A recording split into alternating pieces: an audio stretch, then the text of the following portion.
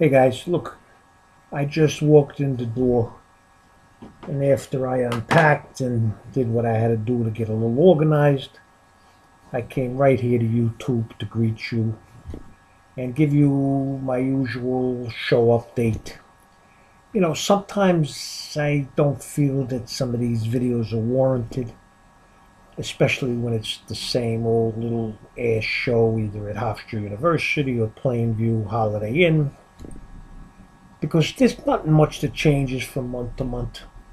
You see the same faces, a couple new, but mostly the same guys, and you already know which ones are going to buy from you or give you a hard time or expect you to drop your drawers. But one thing I never really understood through all the years that I've been doing shows, why a guy would walk past. This show is maybe, I don't know, it's maybe 20, 30 to table show. It's not a big show, 30 tables, I don't know. Why a guy, and it's never really super crowded, why a guy would walk past your table and not even bother to stop and look or take a glance. Now, I know that if a guy does vintage, well, he's not going to stop at my table because I don't do vintage. I know if a guy's looking for memorabilia or something like that, generally he's not going to stop at my table, and I understand. But if a guy is there looking for new cards or, from the low end to the high end, there's not a reason why you shouldn't stop in front of my two tables. I always get two 8-foot tables, 6 to 8 showcases and dollar boxes and stuff like that. So there's plenty for a guy to look at. Even if he doesn't buy anything, give me the satisfaction that you came to a show, you stopped and looked at my table. I'm not going to bite you.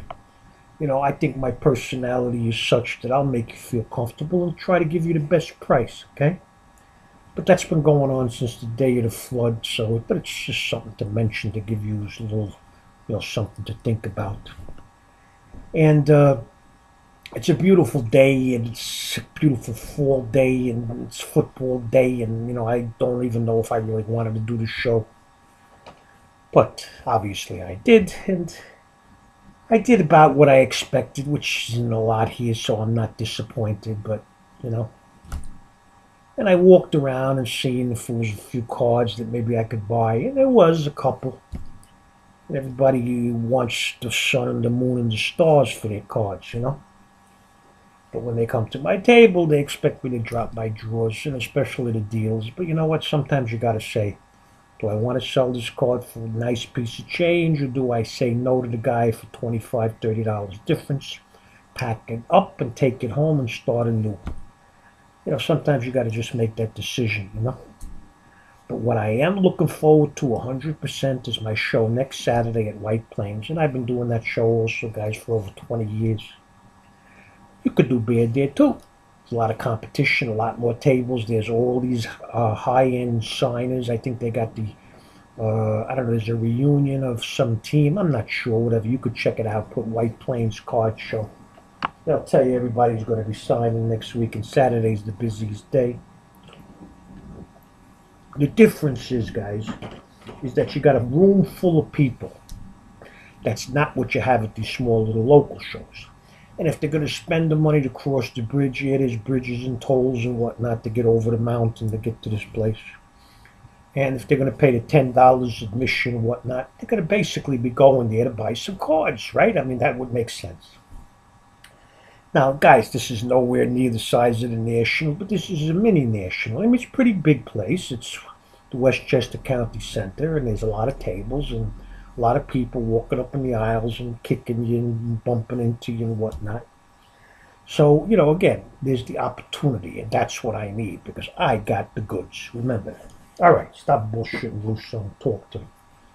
I picked up 2 cards, and there might have been 3 or 4 others that I might have been interested in, but I can get them next week. We'll see. All right, now here's a card of a guy that I did not have.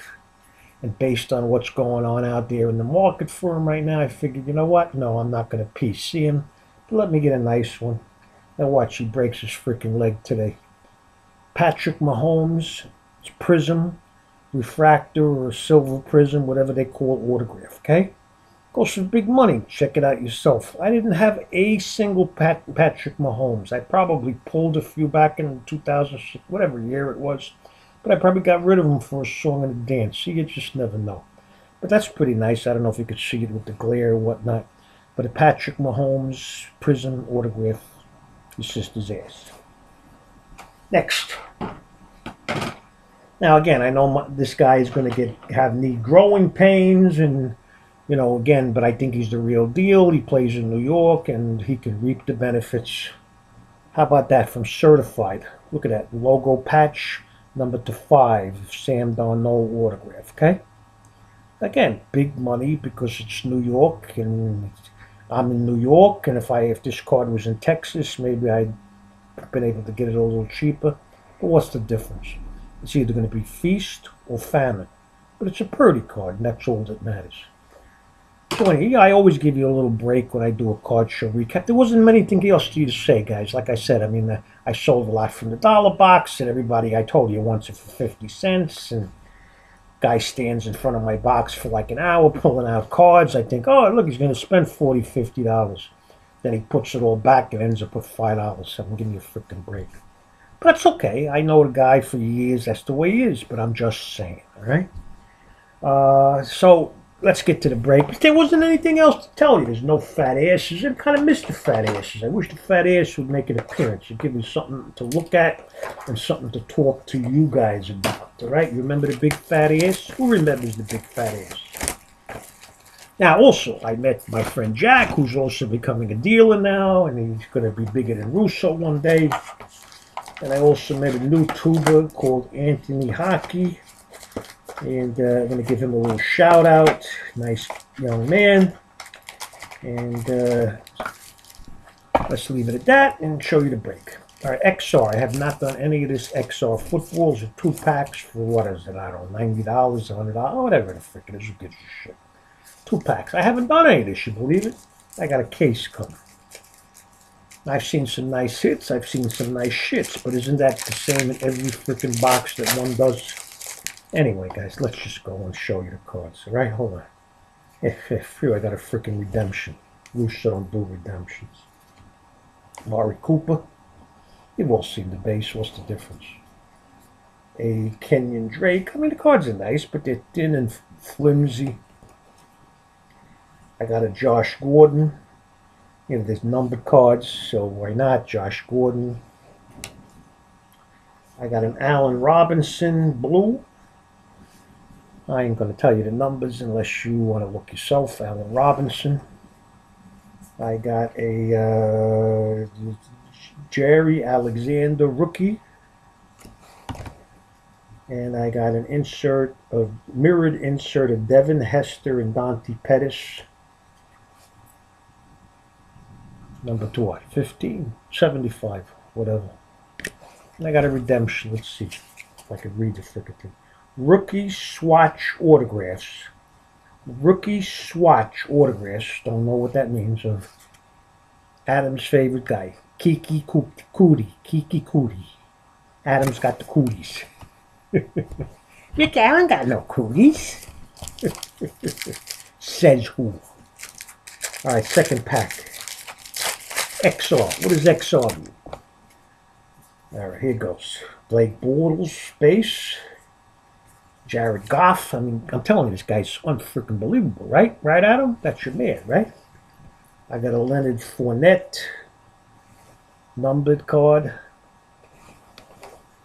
I got a Marlon Mack, number /199. It's blue, Marlon Mack. I got a autograph of somebody called Kamoki Turi of the Colts. Come on, Collazo. Give me a freaking break. How do you say that shit? Is he on the team? Kamoko Toure. And what is this? This is a James Washington patch worn at the inauguration of his first presidency. So look, guys, that was a loosey box. Wasn't so goosey, but here's your recap, my card pickups, which I'm very happy about, and a break. Now I'm going to take one. I need my own break. Ciao.